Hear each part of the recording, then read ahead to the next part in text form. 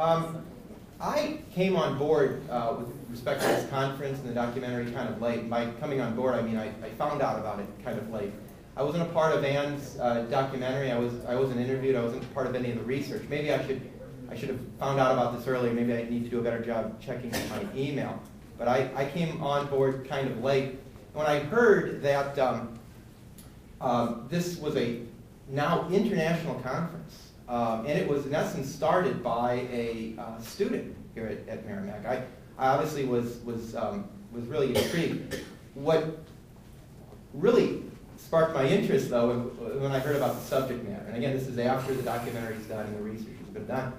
When I heard it's about ethnic cleansing of Germans before, during, and after World War II, I was very interested. My interest went beyond just the collegial or the academic. It was also personal.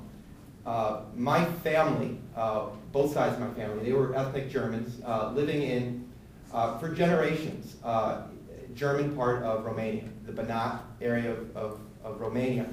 And they were caught up in a lot of what we're hearing today of the ethnic cleansing. Both families. My mother's family was from a Romanian city called Uivar, which is in the Banat region. And the German name for it was, I believe, the Germans referred to it as Neuwerk. And my mother and father's family, they when the Soviets invaded in 1944, that area, they headed on the trains and they headed west, and they ended up in Germany. So obviously this is very personal for me as well. A lot of the stories I've already heard this morning are stories that I heard growing up. My father was in the German military in World War II. He was a British prisoner of war, in fact. After the war, my mother and father got married. They had a baby boy, my older brother. My father's, I believe it was his great uncle, lived in St. Louis, sponsored him and the family, and they came over to St. Louis, United States in 1955. So, like I said, I have a lot of interest in this conference. Very excited, probably second only to Anne in being excited about this conference. And of course, I can't wait to see the documentary. So, like I said, it is personal. And growing up, I heard these stories from my parents and family, and also the fellow ethnic Germans, the Danube-Schwabe Germans that they met here in the United States that had similar stories. Now they, of course, my parents were the lucky ones. They were refugees, but many in their family were not. My aunt, my father's sister, was forced into a Russian labor camp. Never able to find out what happened to her, but of course the worst was always assumed. So I'm, needless to say, very interested in this. Growing up, I heard stories from my family. Never heard about it in school. Never heard about it in grade school, high school, and college. Everything that I could find out about it, I just learned from my family or found out on my own. So very excited about these next couple of days and the discussion that I'm sure that will transpire. So I asked Anne if I could help out, very eager to help out, and she was very polite. She included me in a lot of the things happening these next 2 days. And so you're going to see, for those of you that are going to be here tomorrow, you're going to see a lot of them. Right now, though, my job is to introduce our next speaker. That is Dr. Tom Sunic. Dr. Sunic has a PhD in political science, University of California, is a former university professor and Croatian diplomat. He is the author and editor of several scholarly works on cultural pessimism, heritage, and metapolitics. 2 of his books are actually on display in the back of the room and are for sale. Dr. Sunic's lecture this afternoon is titled The Fate of the Danube Germans in Yugoslavia in the Wake of World War II. The focus will be on what happened to the ethnic German population after the war, and in particular, their inability to participate in the political environment of their homeland. Dr. Sunic. Thanks, Matt. Thank you.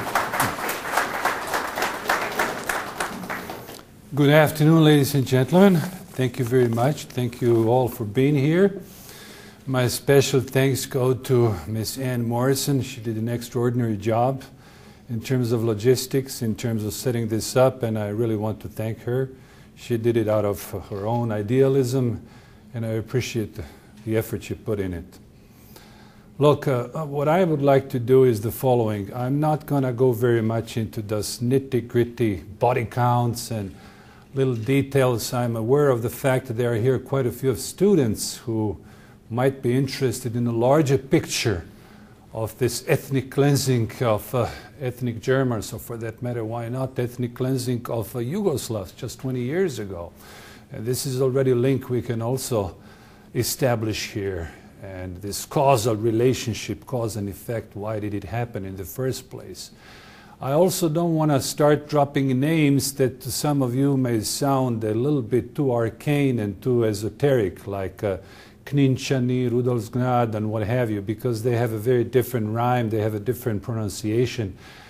Despite the fact that they are very dear to me, and especially to some of the survivors here, I am also aware of the fact that they are very difficult to pronounce or to spell them out.